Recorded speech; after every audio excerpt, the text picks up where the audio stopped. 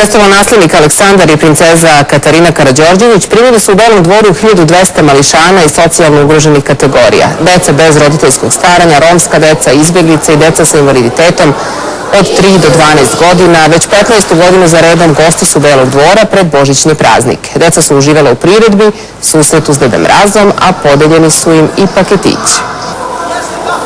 Ja sam vrlo srećna da ima šansa svake godina, da ima puno igreće za naša deca, da oni su zna da kad dođe ovdje nije samo naša kuća, to je kuća za naša deca. Deca treba da osjećam sigurna. Deca je naša budućnost i ovo deca treba da ima puno ljubav.